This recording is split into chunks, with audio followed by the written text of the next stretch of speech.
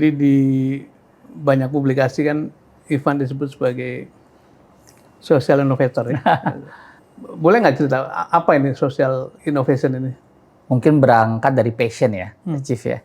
Kalau social innovation kan tuh akarnya satu semuanya, itu ya addressing social problem.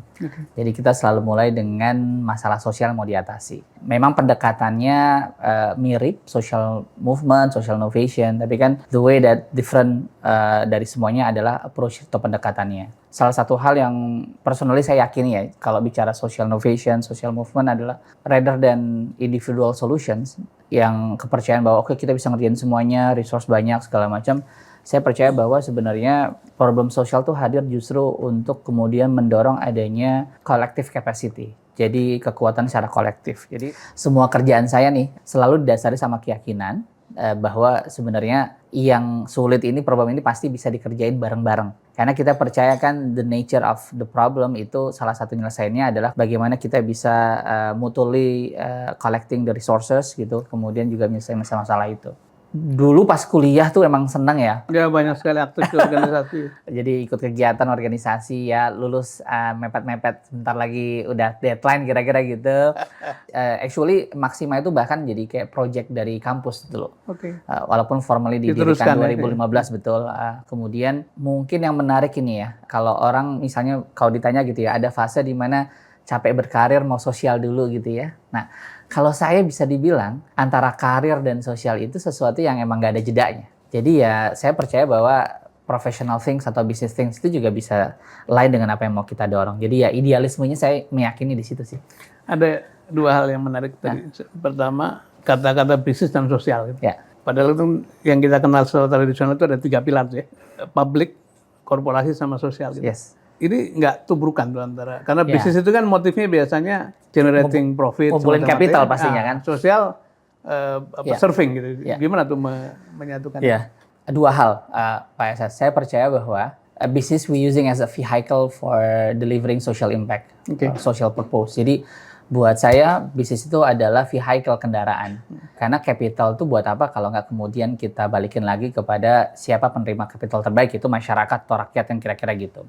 Nah, dalam konteks ini menarik karena Pak Esa bicara tentang multi sektor tadi ya. Saya percaya dengan paradigma sistem dan ekosistem, bahwa ketiga sektor ini tuh punya interdependensi, keterkaitan, ketergantungan gitu kan. Dan yang kedua, performance yang kita harapkan di semua sektor ini itu sebenarnya juga saling tergantung. Ilustrasi sederhananya gini, kalau kita bicara tentang bagaimana kita menyelesaikan masalah sosial, sementara kapital pemerintah terbatas, justru korporat harus jump in, harus masuk, misalnya gitu. Atau kita bicara tentang bagaimana mendorong inovasi di level agar lebih scale up. Pemerintah sudah membuat prototipe di beberapa daerah, tapi kan tentu perlu duplikasi, replikasi sumber daya dan seterusnya. Jadi cara saya melihat gitu ya, bagaimana keterkaitan ketiga ini, bahwa ya ketiga ini sesuatu yang memang saling membutuhkan gitu kan, dan kalau dijalankan secara koridor yang tepat, maka sebenarnya semua bisa mencapai purpose yang ideal. Nah, pertanyaannya kan Pak, ideal apa enggak? Itu poinnya. Katanya ada beda antara sinergi dan kolusi. Gitu. Ya. Sama-sama bekerja sama, tapi kalau motifnya adalah untuk merusak, memberi benefit secara tidak proper, itu menjurus pada kolusi. Tapi kalau 3 sektor tadi bekerja bersama, tapi motifnya adalah membangun bersama, saling melengkapi, saling kontrol bahkan, gitu, dan itu muncul sinergi. Gitu. Disitulah menurut saya Pak, yang membedakannya ada di mana? Di value Pak. Saya merasa bahwa memang salah satu yang dibutuhkan saat ini adalah bagaimana memberikan banyak sekali praktik baik dan contoh. Bagaimana sebenarnya kita bisa menjadi seorang pebisnis yang baik, peduli sama dampak bisnis terhadap lingkungan. Kita ingin juga punya role model seorang pemimpin publik di sektor pemerintah yang memang kemudian menunjukkan integritas. Dan tentu dalam konteks sektor ketiga misalnya, atau di humanitarian atau di masyarakat sosial gitu, kita yang mencontohkan mereka yang integrity, bisa kemudian mengumpulkan resources publik tapi mempertanggungjawabkan juga secara accountable. Nah, value driven ini yang sebenarnya menjadi pembeda antara kolusi dan sinergi tadi. Ada satu hal lagi yang pengen saya dalami sedikit. Orang kebanyakan berpikir bekerja profesional atau bisnis, kemudian begitu bisa ngumpulin capital atau ngumpulin uang, baru berpikir sosial. Sementara Ivan dan teman-teman saya kira banyak sekali yang memilih jalan bisa paralel. Itu bagaimana meyakinkan atau meyakini bahwa ini sesuatu yang bisa dikerjakan bareng-bareng tanpa harus kita merasa kelebihan resources baru ngomong sosial gitu. Iya. Pertama kan sesuatu yang diyakini kan akan terus mendapatkan ujian ya, Pak. Jadi artinya ketika awal juga mungkin ini relate pada beberapa teman-teman yang baru membangun karir ya Pak. Ketika mereka secara wajar dan natural mereka akan membandingkan gitu kan. Wah teman gue udah lulus dari kuliah kerja di tempat ini segala macam gitu kan. Selalu ada memang secara natural itu terjadi perbandingan komparasi. Nah, ketika kita mengambil jalan hidup yang tidak mainstream, kira-kira begitu kan, juga kemudian ketika melihat kanan kiri loh kok nggak ada temennya gitu kan, atau sedikit sekali yang mengambil jalan ini. Nah, salah satu hal yang dalam perjalanannya Pak ya, yang saya yakini adalah ternyata apa yang kita jalani itu juga kemudian memberikan jawaban atas jalan kita gitu kan. Ketika running sesuatu pada saat yang bersamaan bisnis dan sosial, itu kita mendapatkan banyak sekali kebermanfaatan dan kebaikan.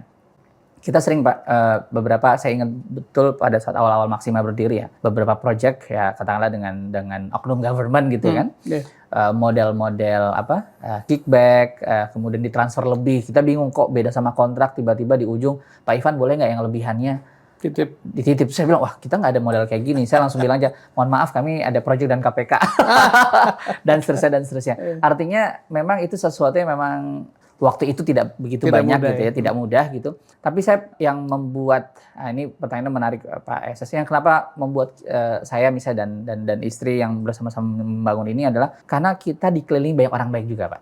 Ini salah satu yang ingin saya juga pengen berbagi ya, dan mungkin pengen minta pandangan Pak Dirman ya. Maksud saya gini, kalau sendirian aja kan kayaknya ya maksud saya mau berapa lama kita siap menghadapi semua challenge itu kan. Tapi kalau kita ketemu sambil jalan ketemu ini, jalan bareng, ketemu ini dan seterusnya segala macam. Jadi menjadi baik aja tidak cukup punya value tadi Pak, tapi kita perlu creating the system. Nah, itu yang mungkin ada dua isu yang Anda kemukakan tadi kalau saya boleh sharing juga. Nomor satu ada pepatah, kita adalah siapa di sekitar kita gitu. Orang sekitar kita adalah serpian dari diri kita. Dalam pandangan, dalam values, dalam tindakan, track record segala macam. Jadi benar sekali bahwa niat baik ini tidak mungkin dikerjakan sendirian. Harus dikelilingi orang-orang baik. Yang kedua tadi, Ivan mention banyak sekali kata-kata kunci soal bergerak bersama, itu artinya perlu teamwork, perlu leadership, perlu kemampuan menggerakkan gitu. Tapi juga perlu pengorbanan. Tidak mungkin menurut saya, tidak mungkin kita bisa menggerakkan orang tanpa kita berkorban. Korban itu bisa tenaga, bisa pikiran, bisa finansial seperti yang Anda lakukan gitu. Nah, yang ketiga sebetulnya masyarakat kita ini kan masyarakat yang cenderung kepada kolektivisme gitu. Jadi begitu ada pionir, ada yang menggerakkan, orang itu biasanya ikut berbondong-bondong. Nah, memang tadi yang diperlukan adalah satu resilience, satu ketangguhan, keyakinan bahwa kita ini memang akan menempuh jalan ini gitu.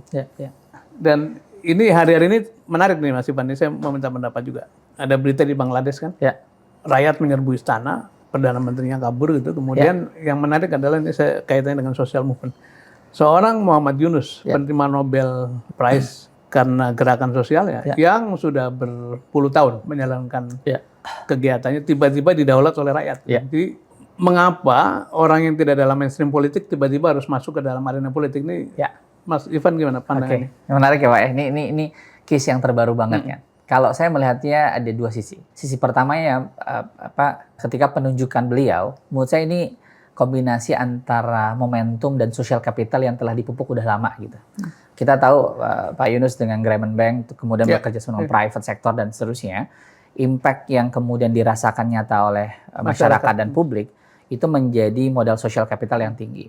Kemudian pada dynamics tertentu kemudian dia bisa masuk kan pada kemudian kekisruhan yang dilakukan oleh Perdana Menterinya yang Sheikh Hasna ini tadi, kemudian juga momentumnya gitu ya. Perspektif yang kedua Pak, pertanyaan saya adalah beliau di usia 84 tahun, ya kan? Kemudian momentumnya bisa dibilang kalau kita perlu bilang kisruh kan gitu. Tapi pertanyaan saya, kita apakah itu model yang ideal? Apakah kita harus menunggu situasi seperti itu terjadi untuk bisa mendorong orang-orang dengan social capital dan portofolio yang bagus untuk kemudian terlibat masuk dalam pemerintahan? Nah, saya pikir ini refleksinya sih Pak. Kalau menurut saya, seandainya kita punya capacity menduplikasi dalam tanda kutip success story, bagaimana mendorong orang-orang yang mungkin selama ini punya social capital dan portofolio yang baik gitu ya di masyarakat, tapi memang secara sistem kita siapkan Pak. Nah, kita siapkan jalannya kita siapkan. Supporting sistemnya juga kita siapkan. Jadi saya pikir refleksinya itu sih Pak. Saya pada saat melihat, wah ini seru juga gitu. Mungkin gini ya, kalau cerita Bangladesh ini kan satu cerita yang boleh dibilang abrupt gitu ya. Sesuatu yang mendadak kemudian ada chaotic situasi. Sebetulnya kalau kita bisa tadi, yang Mas Ivan katakan, berjalan seiring antara tiga pilar itu ya. Yang di pemerintahan, apakah itu eksekutif, legislatif atau yudikatif di partai politik, kemudian yang di korporasi, kemudian yang di social movement. Kalau ketiganya itu bisa terus berinteraksi, artinya apa? Yang di pemerintah juga harus sadar bahwa tindakannya dilihat oleh masyarakat terus-menerus. Gitu. Yang di bisnis juga harus punya kepedulian sosial, tidak hanya semata-mata menghimpun capital, untung tapi merusak ekologi, bahkan menimbulkan kesenjangan yang luar biasa. Yang di sosial juga harus punya pemahaman bagaimana government works, bagaimana business works, sehingga tidak semata-mata mengandalkan kevokalannya mengkritik, tapi kemudian juga ada solusi. Nah, kalau ini terus bisa berjalan, menurut saya satu dinamika yang menarik dan mungkin your generation akan bisa navigate ke arah sana. Saya sepakat Pak dengan hal itu.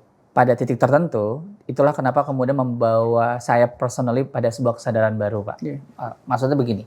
Ketika tahun 2015 formally mendirikan Maxima ya sebagai impact consulting, kemudian berjalannya waktu, sebelumnya saya aktif di Forum Indonesia Muda, Pak Dirman juga tahu, kemudian 2019 saya masuk di jaringan Semua Murid Semua Guru bersama Mbak Ella, kemudian mendirikan Pemimpin ID, dan beberapa inisiatif yang lain 2022 di Bersama Indonesia dan seterusnya. Nah, yang menarik Pak, kesadaran untuk kemudian, jadi ketika saya melakukan banyak inisiatif, saya percaya dengan idealisme itu Pak, bahwa saya yakin di sektor bisnis akan ada orang-orang yang juga punya perspektif progresif dan juga memang buat kebaikan kolektif di pemerintahan, di sektor sosial. Tapi satu hal Pak yang perlu kita juga refleksikan adalah kalau kita jalannya ideal Pak, pertanyaannya kan banyak yang nggak ideal. Artinya kalau kita berharap bahwa orang-orang baik ini berjalan pada sistem yang juga baik, maka harapan Pak Dirman akan tercapai Pak. Pertanyaannya adalah kalau kita berjalan di sistem yang boleh jadi yang tidak ideal, korup sistem dan seterusnya, maka kesadaran untuk kemudian terlibat dalam sistem, masuk ke dalam sistem, membenahi dari dalam, itu menurut saya sesuatu yang perlu didorong. Bahkan untuk orang-orang yang bahkan katakanlah baru merintis karir dan seterusnya. Maksudnya kesadaran bahwa ini kita semua saling terkait. Jadi kami Pak di generasi yang generasi kita pas masih baru lulus kan sering ada obrolan kayak gini Pak. Gak usahlah ikut-ikut politik kotor. Atau nggak usahlah kemudian lo bisnis-bisnis aja atau kerja-kerja yang baik aja. Mereka nggak tahu bahwa kemudian nasib mereka itu ditentukan oleh keputusan-keputusan politik gitu kan. Atau kemudian apakah kemudian deal-deal bisnis yang terjadi tidak ada campur tangan intervensi capital dan seterusnya gitu. Nah, yang ini yang saya pikir Pak perlu kita dorong ketika kita bicara bahwa betul kita percaya orang baik itu dibutuhkan Pak. Tapi saya ingin menambahkan kalimat itu Pak. Orang baik dibutuhkan dan orang baik dibutuhkan untuk masuk, terlibat dan merebut sistem itu. Jadi saya sering ada dalam forum-forum teman-teman muda. Saya mengatakan, ya mungkin kalian risau dengan keadaan politik sekarang. Karena de facto seluruh survei mengatakan lembaga yang paling tidak dipercaya publik adalah partai politik dan institusi politik. Yang itu kenyataan sekarang betul, tapi jangan pernah berpikir menjauhi politik. Bahwa kita belum bersedia masuk ke dalam sistem, oke. Mengapa? Karena tadi yang Anda katakan, minimal ada 3 hajat hidup kita yang diurus oleh politik. Satu, tidak ada aturan yang tidak keluar dari rahim institusi politik kan. Undang-undang, turunannya pada PP, akhirnya pada Perpres dan sebagainya gitu. Yang kedua, menghimpun resources dan membagikannya itu dengan proses politik. APBN, betul. Pajak, bea cukai kan itu proses politik, mengetoknya ya. Kemudian membaginya juga proses politik. Nah, yang ketiga yang penting adalah ada puluhan posisi publik yang ditentukan oleh para pemimpin politik di Senayan. Dari mulai direksi Gubernur BI, OJK, kemudian Kepala BIN, Panglima TNI, sampai KPK pun nanti harus menempuh proses itu. Jadi sebaiknya memang kita tidak menjauhi politik, apalagi membencinya itu. Jangan. Nah, saya sering berpikir gini Mas Ivan, bukankah sekian puluh tahun kita membangun ya dari tahun 60-an. Saya termasuk bagian yang dientaskan oleh negara. Tapi betapa banyak orang-orang yang disekolahkan. Sekarang kita punya LPDP yang sudah ngirim ribuan orang. Sudah ada banyak sekali lembaga beasiswa, ada lembaga-lembaga yang memunculkan para pemimpin gitu. Bukankah ini sebenarnya masa panen harusnya? Ya.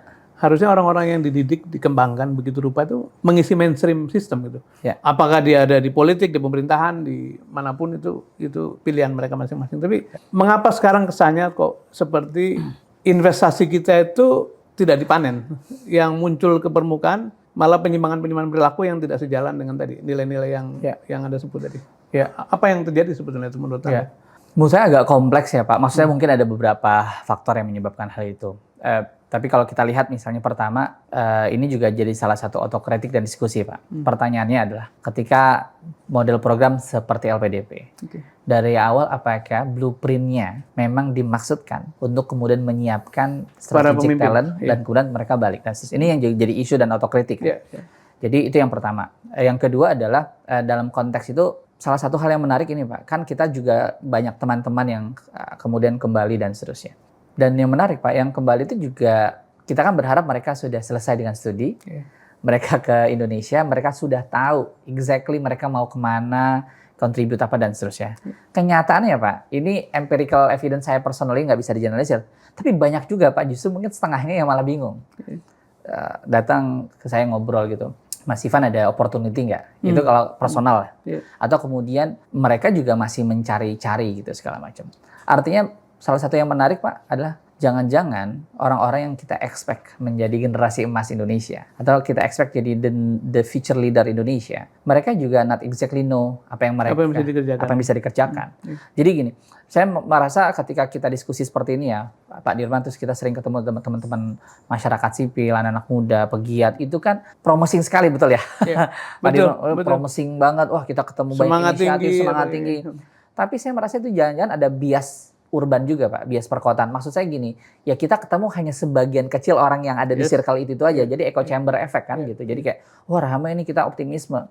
Pertanyaannya kalau kita nggak benar-benar juga mengatasi masalah yang fundamental dan esensial, maka sayangnya yang tadi ya, harapan tadi, dan akhirnya kejadian seperti Pak Dirman sampaikan, misalnya kayak, loh kok orang-orang ini mana nih talent-talent yang bagus segala macam, posisi-posisi strategik dan seterusnya. Karena banyak juga Pak yang kesini mau ini, tapi kemudian tempatnya nggak tersedia. Misalnya regenerasi tidak berjalan begitu baik di institusi-institusi akademik misalnya, gitu kan, mereka kembali ke Indonesia dengan paten, riset yang baik segala macam, kembali ke sini ternyata misalnya organisasinya dijalankan dengan masih conventional things, mereka nggak bisa dapat ruang dan kerepotan administrasi dan seterusnya, exactly Pak. Jadi that's why salah satu yang saya pikir juga ini saya sering cerita sama teman-teman gitu ya. Kami di kerjaan saya di Maxima dan jaringan yang lain tuh, saya percaya dengan pendekatan sistem Pak. Saya selalu mengapresiasi gitu. Kita nggak bakal kebanyakan inisiatif. Maksud saya gini, teman-teman mau bikin inisiatif silahkan aja, ruangnya masih banyak banget gitu. Ada yang mau fokusnya di nguatin grassroots gitu ya Pak, di level bawah gitu kan, di civil society. Ada yang masuk di level tengah gitu kan, creating the system. Ada yang masuk ke policy making dan seterusnya. Itu semua memang dibutuhkan, dan sekali lagi kalau sistemnya nggak diperbaiki pada saat yang bersamaan gitu ya, akan sulit Pak. Ada satu cara pandang begini gitu ya. You may move from personal basis menuju kepada institutional basis. Ya personal, misalnya saya hebat-hebatnya kita lah, Anda orang super kaya begitu ya, bisa pidato menggelegar, menggerakkan orang gitu. Tapi kalau tidak diimbangi dengan kaki, kakinya namanya institusi loh. Ada sistem, ada planning, ada kontrol, itu memerlukan managerial skill. Jadi ideologi bisa menjadi kekuatan politik, tapi kalau tanpa diikuti dengan managerial movement atau managerial approach, itu nggak akan bisa punya dampak besar. Betul. Nah, saya ingat pernah hadir satu seminar, kemudian bercerita si ketua National Productivity Board-nya Singapura. Dia bercerita bagaimana Lee Kuan Yew bangun Singapura. Walaupun kita selalu mengatakan itu kecil, tapi tetap menurut saya contoh baik. Jadi begitu merdeka dari Inggris, rupanya yang didusun pertama kali adalah desain pembangunan ekonomi. Habis itu desain pendidikan. Jadi pendidikannya membangun SDM, membangun human capital untuk memenuhi desain ke depan. Maka ketemulah itu yang namanya link and match.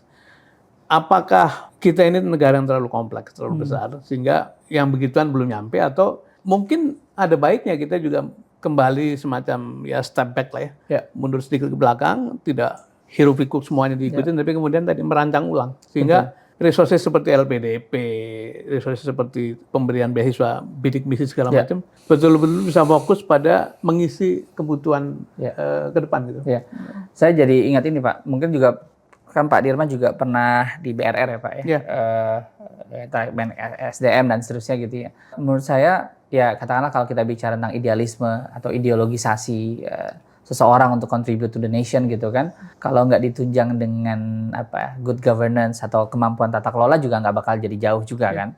Saya jadi ingat juga Pak ketika tadi diskusi tentang Singapura itu ya, kita merefleksikan bahwa on very limited resources they can choose whether that apa yang jadi prioritas atau enggak gitu. Nah, malah makin diperlukan itu ya. Exactly Pak. Maksud saya adalah begini kan, kalau bicara strategi kan, strategi itu adalah keputusan untuk kita tidak melakukan sesuatu. Nah, kita kan biasa bikin strategi, banyak banget strateginya. Jadi malah melakukan semuanya kan gitu. Nah, saya merasa salah satu isu terbesar di bangsa ini adalah bagaimana kita fokus membuat prioritas. Tentu kalau bicara tentang isu pemerintahan banyak sekali masalah. Isu pembenahan sektor demokrasi, hukum dan itu banyak sekali. Tapi bicara prioritas, nah saya pikir ini kita butuh tuh Pak kemampuan teknokratismenya ketemu sama ideologisasi atau idealismenya. Nah, saya justru ini juga sih Pak, jadi kepikiran gitu ya.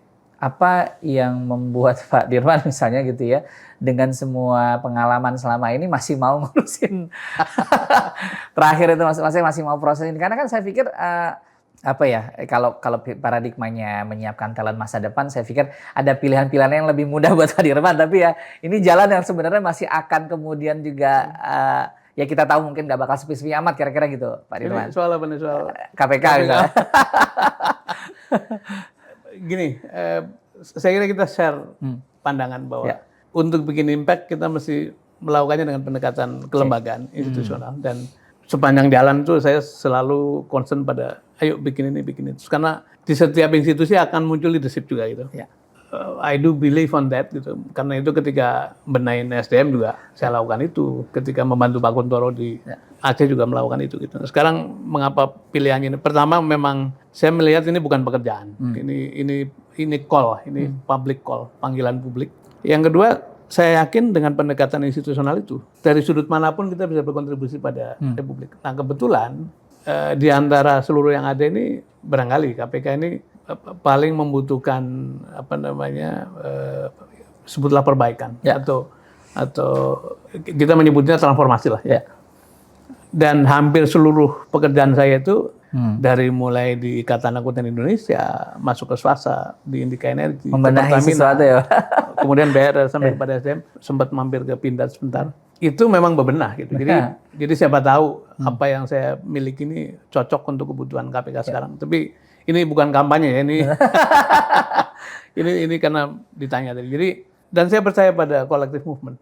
Saya sering memberi contoh betapa buruknya keadaan di Aceh pada tahun 2005 setelah tsunami, awal 2006. Tapi dengan credible leadership dari seorang Kuntoro Mangkusubroto, itu datang talent terbaik, ikut angkat tangan, sign up untuk ikut serta dalam pembangunan. Jadi with KPK, kalau nanti ketemu siapapun, tidak harus saya gitu. Kalau yang dipilih adalah yang kredibel, itu pasti banyak sekali orang yang pengen membantu. Dan in your scale saya kira mengalami itu juga kan di berbagai skala yang Anda kerjakan. Jadi ini harapan kita lah. Dan ya mudah-mudahan Pansel diberi kekuatan gitu untuk memilih siapapun yang paling baik. Ya. Kenapa saya tanya itu Pak? Karena saya melihat sebenarnya relate with previous questions Pak, yang cerita bahwa sebenarnya kayak gimana ya kita bisa kemudian mensinergikan berbagai sektor. Pada saat yang bersamaan ada idealismenya dan seterusnya. Karena menurut saya setelah menjalani ya, personally misalnya mungkin plus minus 15 tahunan profesional gitu, itu masih sedikit lah pengalaman, tapi saya merasa bahwa kemudian kalau kita punya mentalitas dan keterampilan gitu ya, kompetensi gitu, yang ini tidak dipisah-pisahkan gitu ya, artinya ya delivery performance kita di sosial itu sama bagusnya dengan yang di bisnis, sama bagusnya dengan di public sector. Bayangkan Pak kalau kita punya mentalitas itu dan ini disadari oleh banyak future talent di Indonesia, saya pikir kita akan lebih enak tuh bahasanya sama. Karena kan saya memahami juga barangkali kompleksitas setiap sektor kan beda-beda ya Pak. Banyak juga saya melihat dan sampai sekarang gitu senang sekali dengan bermunculannya banyak inisiatif bahkan di teman-teman di ASN muda misalnya kami kebetulan lagi kerja bareng dengan LAN menyiapkan reformasi. Ada ASN Academy. Betul, ASN Academy dengan Maksima dan Pemimpin ID gitu ya. kita merasa ada perbaikan-perbaikan. Nah, kita merasa kalau ini ekosistemnya lama-lama semakin besar, saling ketemu ya Pak, saling ngobrol. Jadi upaya ngobrol kayak gini ya Pak Dirman, saya pikir itu penting untuk kemudian kita teruskan ke teman-teman yang lain sih. Bagus banget tuh. Jadi ada saya lagi riset sesuatu lah, ngomongin leadership 3 sektor gitu. Ternyata ada konvergensi. Jadi kan gini, kalau pakai segitiga tuh ya. Level pertama itu kan bekerja dengan SOP yang rigid. Prosedural. Ya. Level kedua barangkali bicara mengenai policy, kebijakan organisasi gitu. Hukum, aturan-aturan regulasi. Level paling atas itu rupanya bekerjanya bukan dengan aturan yang rigid, tapi dengan values, dengan vision, dengan kemampuan mengambil risiko, kemampuan menggerakkan segala macam. That is what we call a true leadership itu. Dan begitu sampai pada tingkat a true leadership yang berbasis nilai tadi, integritas, visi, kompetensi, keberanian mengambil risiko, tanggung jawab. Itu rupanya tidak peduli Anda di manapun, apakah di publik atau di korporasi maupun di sosial, Anda membutuhkan itu. Jadi ini sejalan dengan tesismu bahwa you can synergize antara karir sama idealisme, antara publik sama private sector sama sosial segala macam. Jadi saya kira itu hal baik. Mas Ivan, last thing saya mau tanya. Ini bulan Agustus kan? Hari-hari di mana kita mengingat kembali patriotisme Republik segala macam itu. Bagi anak muda itu mewujudkan patriotisme itu apa yang sebaiknya dilakukan? Atau what is your advice kepada terutama dari kelas nih? Anda sudah ini generasi milenial. Milenial ujung Pak. Ujung. Kepada Gen Z atau Gen. Pertama menurut saya yang menarik, kita perlu bersyukur karena memang artinya kan semakin kesini kan mungkin level education semakin baik, digital exposure juga semakin baik, dan sedikit banyak menurut saya Pak itu mempengaruhi the way we perceive about patriotism kan. Jadi saya merasa ini juga sesuatu yang perlu kita maknai dan pelajari kembali. Saya melihat bahwa yang perlu kita narasikan ulang atau kemudian kita kuatkan pada teman-teman saat ini adalah bagaimana kita bisa menghubungkan antara kemudian pride in nation kita di konteks global dan internasional gitu. Dengan keinginan untuk bisa kemudian meningkatkan kemudian level well-being, kesejahteraan yang di dalam negerinya, kira-kira gitu. Kan narasinya seringkali begini Pak, kalau cinta Indonesia apapun yang terjadi di Indonesia aja gitu. Dan maksudnya ini narasi-narasi menurut saya jadi mengkerdilkan pemaknaan kita terhadap patriotism. Menurut saya kalau bicara dalam konteks momentum yang baik ini ada 3 hal Pak. Pertama adalah kita memaknai bahwa level tertinggi patriotism adalah dia meyakini bahwa hidupnya seseorang ada sesuatu yang bisa dikontribusikan untuk kepentingan banyak orang. Saya pikir ini akan melampaui dia tinggal di mana, kerjaannya apa, dan seterusnya. Yang kedua, kita bicara patriotism, bicara tentang pilihan-pilihan action kita for the future generation. Artinya, apakah Anda di sektor bisnis, di sosial atau publik, di pemerintahan, maka keputusan-keputusan yang diambil haruslah kemudian memikirkan tentang future generation. Karena buat apa memaknai kemerdekaan tapi tidak ada action konkret untuk bisa menjaga kemerdekaan for the long term. Yang ketiga barangkali menurut saya kan kalau bicara tentang patriotism, nasionalisme, kita bicara tentang role model dan legacy Pak. Kita berharap sampai kapanpun kita tidak akan pernah melupakan founding fathers kita, cerita kemerdekaan kita. Tapi pertanyaannya Pak, generasi setelah ini 10 tahun lagi, 20 tahun lagi, ketika mereka merujuk kepada kemudian siapa sosok-sosok role model mereka, masa ya mereka harus merujuknya pada role model yang founding father lagi ya Pak? Terus-menerus ke sana ya, karena dan kejauhan Pak. Tengahnya kosong ya. Betul, exactly Pak. Sehingga apa? Menurut saya salah satu hal yang perlu kita tahu, jadilah role model itu. Jadilah role model di mana kemudian betul bahwa ada role model yang sudah mendahului kita. Tapi kalau kita saat ini bisa jadi role model dimanapun kita, itu adalah cara terbaik buat kita memaknai kemerdekaan patriotisme itu. Jadi role model, ingat legacy. Ingat generasi supaya berpikir jangka panjang. Betul, Pak. Kemudian berperan dimanapun. Betul. Karena akhirnya urusannya humanitarian kan, kemanusiaan gitu. Betul. Mas Ivan, terima kasih banyak. Sama-sama. Obrolan yang terima kasih sekali kesempatannya. Sukses selalu untuk Maxima. Dan katanya mau sekolah, jadi siap, insya Allah Pak. Selamat jalan. Lancar. Ya. Terima kasih.